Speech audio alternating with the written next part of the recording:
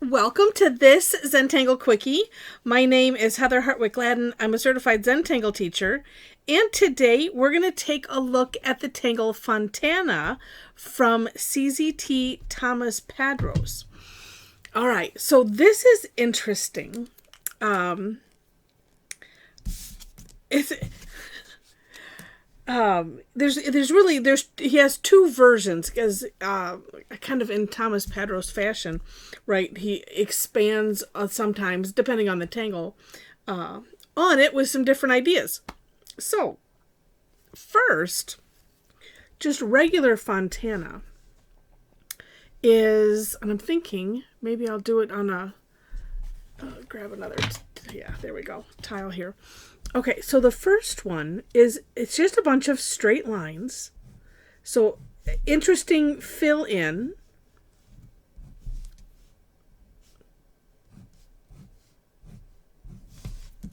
Starts there. But then we're just going to kind of in the middle, like redefining that middle.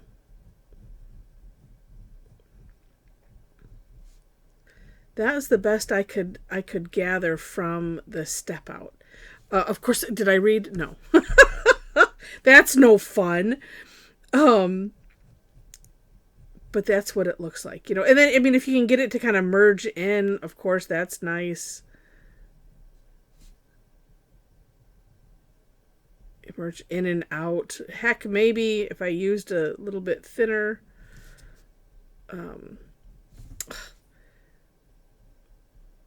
For the second one, sure, like that's better. Maybe it just takes a little practice. And you know what, honestly, this is Zentangle and it doesn't matter, but it's one of those, it's so simple. But I could see where, you know, if you put a bunch of these, actually I almost like the little bit thicker one, maybe a little bit better. But it could just create a neat effect if you wish.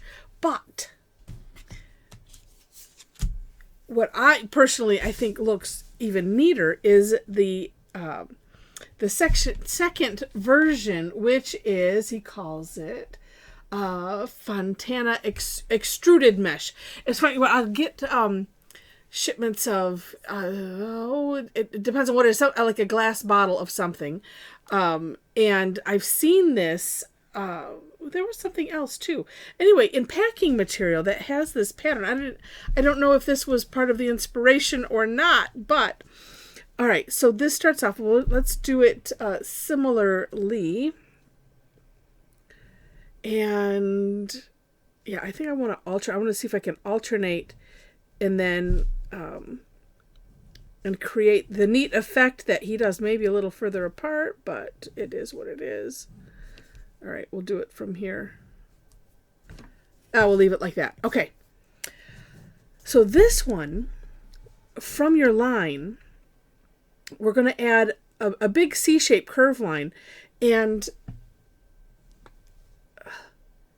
but both of the curves, and it's mostly a C shape, but it kind of starts off like a little bit flat. So it's like a, I guess in my mind I think of it as kind of a takeoff and land versus, you know, a C shape like that, right? So it kind of merges, and we're going a little lower than what he has there. So as you can see, we're almost like, it's like we're encapsulating that. I had this other thought. It's kind of like a bridge. You know, if we put, well, we're going to fill this all in, but like if you put lines, right? That's what I feel like it is.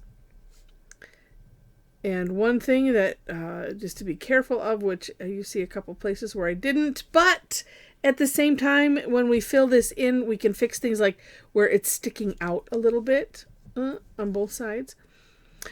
You know, I'm going to leave it this way because in my version of the step out, what I decided to do was to fill this in first. And maybe I'll do that on one. Let's do that.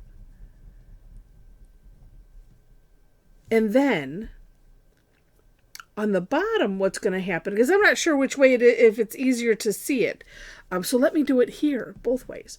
So on the bottom, same idea with this C-ish shape curve line, but we're going to stay within that curve. So like I'm going to start here where, you know, you see the straight line comes to the curve.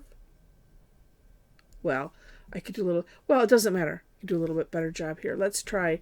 And then we're going to fill that in also. So let me do it from here. And up to you how wide you want that to be open. Completely up to you. And then, like I said, then we fill it in. But as you can see, we're leaving that first curve line just hang out there all by itself. And again, it's different. Again.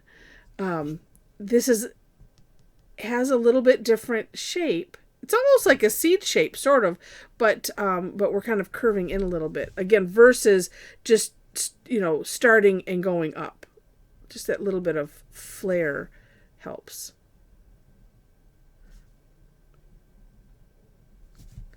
All right. And as I mentioned, we're filling those in, but let me move over to my graphic one for that. Now, yes, we're filling them in, but if you take a look at the description section and click on the For More Inspiration link, you will see in one of Thomas's samples, and if you scroll, it's right before the extruded mesh version. You know, he has, you know, a bunch of these shapes and has it filled in with other things. So we don't have to just fill it in solid. And that's up to you to play with. But I think what is even more magical is the shading. I mean, it is a simple-ish shape. Because as I was looking at it, I'm like, well, you know what? Let's just give it a try. I was looking. I do like to try to shake things up a little bit, as far as like. Well, I was finding myself getting stuck in.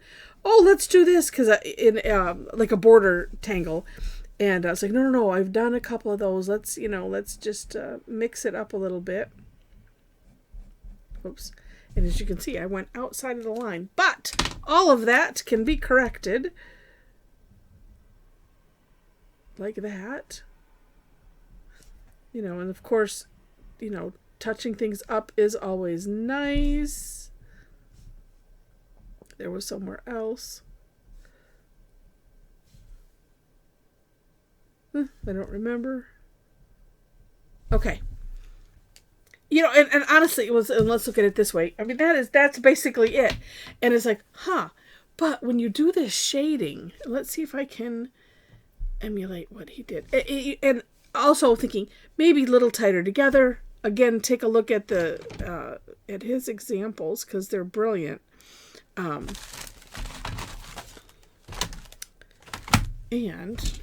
the pencil was just, here it is. It was hiding. One thing, I'm not sure on this. Oh, I have an idea though. But here,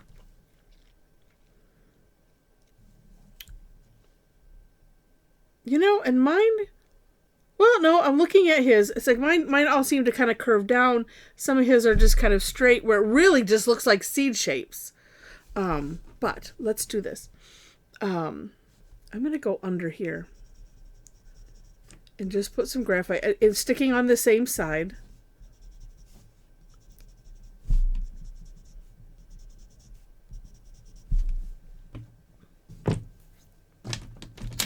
And let's just...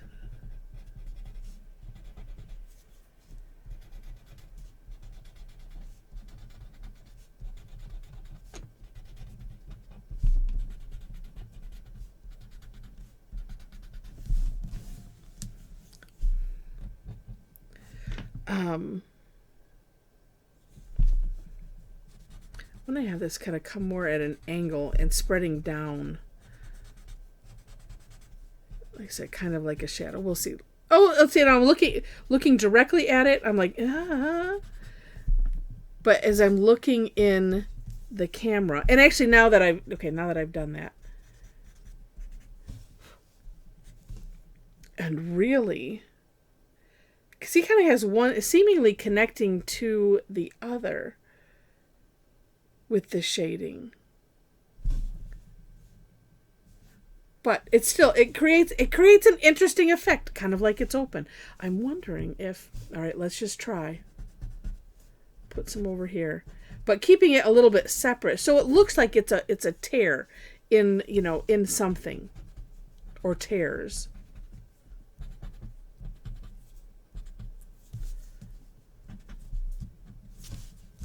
Oh, that kind of helps, and then keeping it away from that middle kind of helps with that. So there we go. Yeah, I'm thinking if I do this one on something, I'm just thinking that I would much rather, let's do, actually, let me jump back up. Oh, he has, well, if you look again at his samples, he does have some different ways, but let's just, I'm just going to put a little bit underneath, right in that thick spot.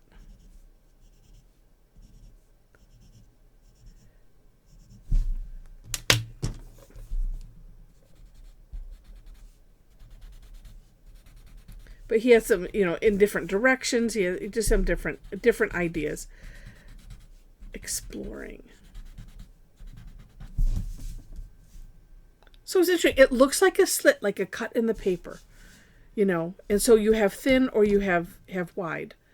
It's up to you. And this, yeah, adding this little extra bit, but again, leaving that gap seems to accentuate the the opening, if you will. And again, looking at his samples, there's one on a tan tile. Oh my gosh, it's like, oh yes, because if you could add some highlight to it on top of it, wow. So it's just an interesting exploration into Fontana. Hope you enjoyed it. It's just one of those things where it's like, it's so simple, but it is kind of cool. And I'm going to think about how I can incorporate it. Well, and two, looking at the samples, there's some extra ideas. But anyway, just interesting, super neat. And if you enjoyed it, would love it if you click on the like button. If you liked it enough to see more, would love to have you be a subscriber to the channel. I mentioned the description section 100 times already, but besides finding the links to the step outs, below those you will find my link tree. So if you enjoy my style and you want to connect, or you want to, I do classes and sessions. If you want to come and tangle with me and a bunch of tangle friends,